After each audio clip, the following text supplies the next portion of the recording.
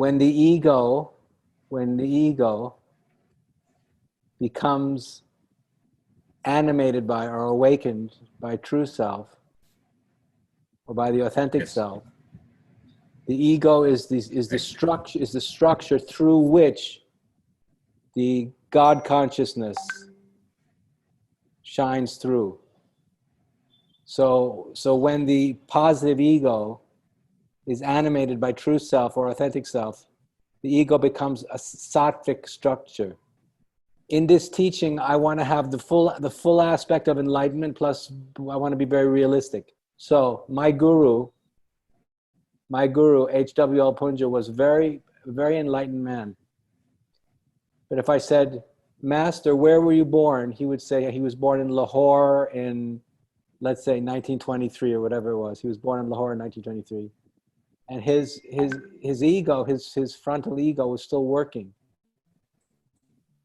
But he knew that who he really was the true self. He knows his true name. He knew, I'm actually the true self. But the true self, Raul, in order to show up in the world of time and space, the true self, in order to show up in the world of time and space, needs a vehicle through which to enter it. And the sattvic ego becomes the vehicle through which the true self can enter into this world.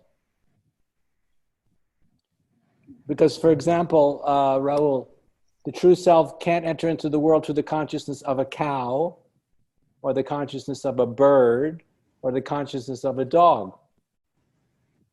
For the true self to enter into this world, it needs a more complex self structure through which to enter.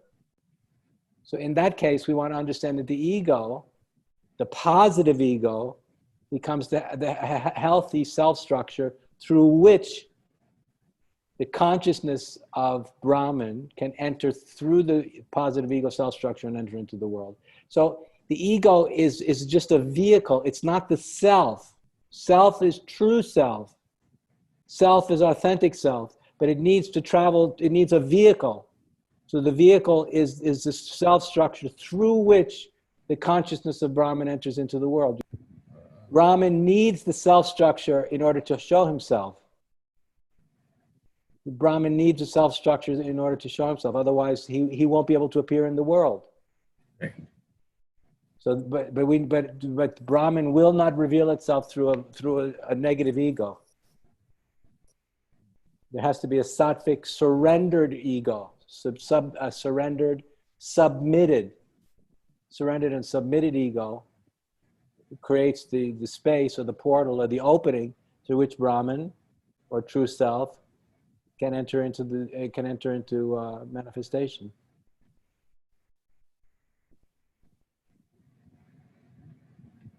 So this is why, for example, when someone is interested in moksha, if they're full of problems, if they're full of fear, and they're full of doubt, and they're full of anger, and they're full of resentment, and they're full of shame, and they're full of aggression,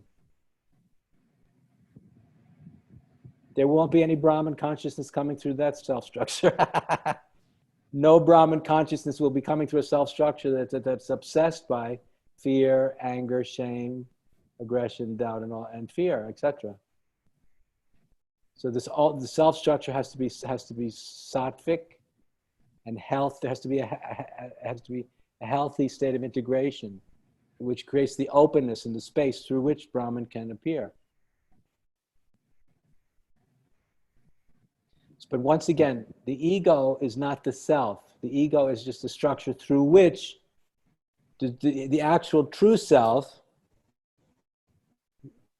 reveals itself. But when the positive ego becomes full or animated by, filled up by, animated by the consciousness of the true self, the duality disappears.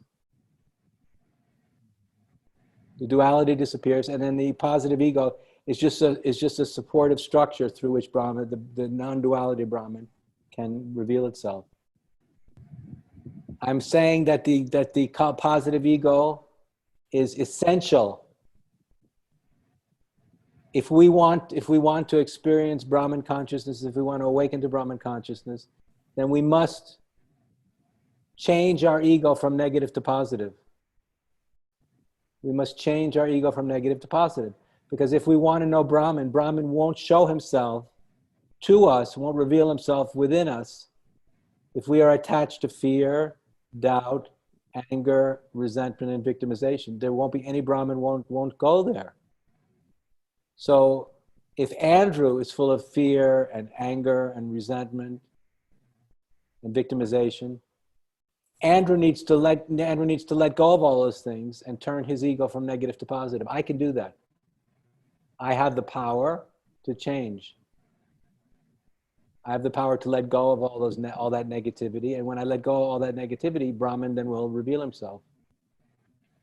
The sadhana, the practice of the sadhana, the spiritual work, is largely about letting go of negativity, letting go of wrong thinking, letting go of doubt, letting go of narcissism, self-obsession, wrong beliefs. And for example, in my teaching, I tell people to practice having nothing, knowing nothing, and being no one, for example, no? Having nothing, knowing nothing, and being no one. Having nothing, knowing nothing, and being no one. To be free means to have nothing, to know nothing, and to be no one. So this repeating those words, to be free means to have nothing, know nothing, and being no one, purifies the ego. Correct? It purifies the ego from negativity. It purifies the ego of attachment. It purifies the ego from belief in itself. And this creates a sattvic space. It creates a sattvic space through which Brahman can appear. So understand, Raul, that the ego is just a structure. It's not the self. When we have no moksha, when there's no moksha and there's no consciousness of moksha, we believe in our ignorance, in our avidya, that the ego is the self. We don't see that the ego is not the self, it's only a structure. That's ignorance or avidya. But when we gain knowledge or vidya, Brahma vidya, we realize, we glimpse, we see that the ego is just a filter. The ego is just a structure. It's not the self. That the self that's when we realize the ego is not who I am consciousness. I, the feeling of I, the feeling of I am, the feeling of I, the feeling of I am. If we observe, as Vedanta tells us to do, we realize that I am, the feeling of I is consciousness itself. And consciousness exists prior to the ego structure, no? But we need to take the step from negative ego to positive ego. Negative ego to positive ego, so Brahman will be able to reveal himself.